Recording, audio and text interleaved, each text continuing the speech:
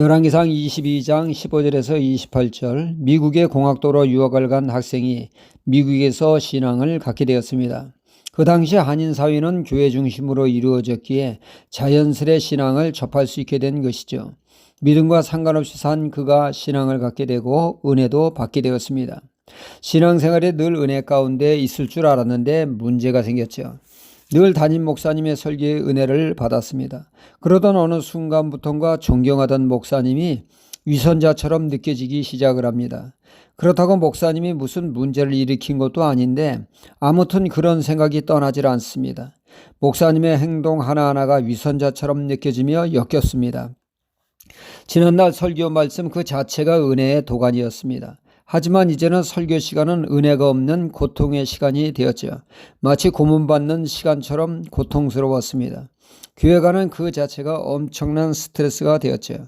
목사님의 얼굴을 쳐다보기도 싫고 마주대야 하는 것은 더더욱 싫어 예배가 끝나기 전에 잽싸게 교회를 빠져나왔습니다. 너무나 괴롭습니다. 이러다가는 제명대로 살지 못하겠구나. 교회를 옮겨야 하나 심각하게 고민하게 되었죠. 하루는 너무도 힘들어 하나님께 기도하기를, 하나님 도대체 누가 문제입니까? 내가 문제입니까? 목사님이 문제입니까? 이에 하나님은 말씀하기를 마귀, 이렇게 말씀하셨습니다.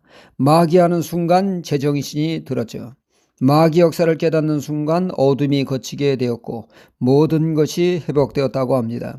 목사님은 예전과 같이 존경할 수 있게 되었고 설교는 은혜로 넘치게 되었다는 얘기죠. 에베소서 6장은 이 세상이 영적 전쟁터라고 말씀하고 있습니다. 공중 권세를 잡은 사단이 활개치는 곳이 이 세상이라고 말씀하고 있죠. 사람과 사람 사이에 악한 영이 얼마나 역사하는지 모릅니다. 서로 사랑하며 살아야 될 부부가 서로를 증오하며 미워함으로 가정을 지옥으로 만들죠. 부모와 자식 간에 역사하여 서로 상처를 주고받는 사이가 되게 합니다. 또한 목회자와 성도 간에, 성도와 성도 사이의 역사에서 불화를 조장합니다. 그 배후에는 어김없이 사단이 역사하고 있다는 것이죠. 아무튼 이 세상에 발을 딛고 사는 동안에 무수한 사단의 공격을 받게 된다는 얘기입니다. 여기에는 그 누구도 예외가 없습니다. 다 공격 대상이 됩니다. 아담과 하와도 사단의 역사 속에 농락을 당했고 사단은 예수님까지 공격을 했습니다. 물론 예수님의 제자들도 예외는 아니었습니다. 베드로 사도는 베드로전서에서 말하기를 마귀가 우는 사자같이 산길자를 찾는다고 했습니다. 우리가 사단의 공격을 받는 것은 우리가 육체를 가지고 있기 때문에 그렇습니다. 사람은 하나님의 형상으로 지음받은 영적인 존재입니다. 동시에 우리는 흙으로 지음받은 육체적인 존재이기도 하죠.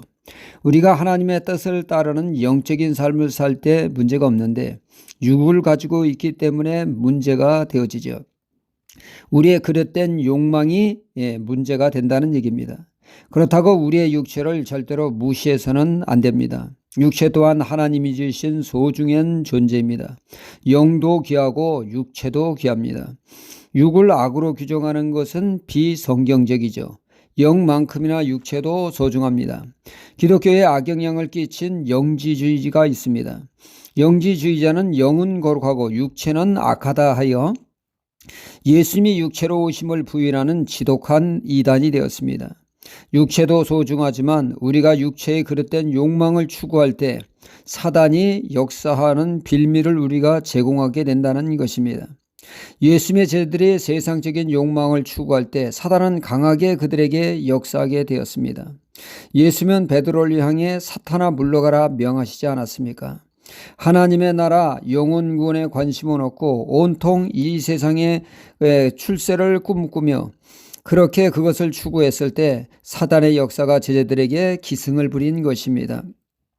오늘 말씀에 400명의 예언하는 자들이 거짓 영의 역사를 하게 되었습니다.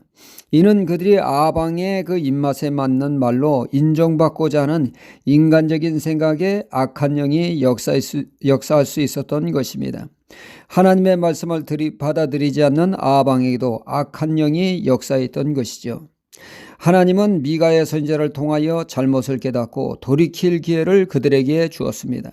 하지만 아방은 400인의 거짓 선지자들은 돌이키지 않고 오히려 미가야를 구타하고 또 미가야를 옥에 가두는 돌이킬 수 있는 기회를 놓치고 말았습니다. 스스로 화를 자초하게 되었던 것이죠. 우리는 육체를 가지고 있는 한 사단의 공격을 받습니다. 때로는 넘어집니다. 하지만 하나님의 말씀에 돌이켜 회개할 때 놀라운 신앙의 성장을 경험하게 될 것입니다.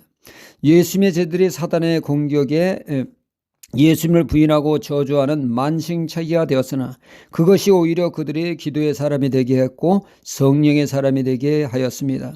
고로 우리는 늘 영적인 분별력을 통해 사단의 역사를 분별하고 잘못됨을 회개함으로 돌이킴으로 인해서 하나님의 놀라운 은혜를 체험하는 계기로 삼아야겠습니다.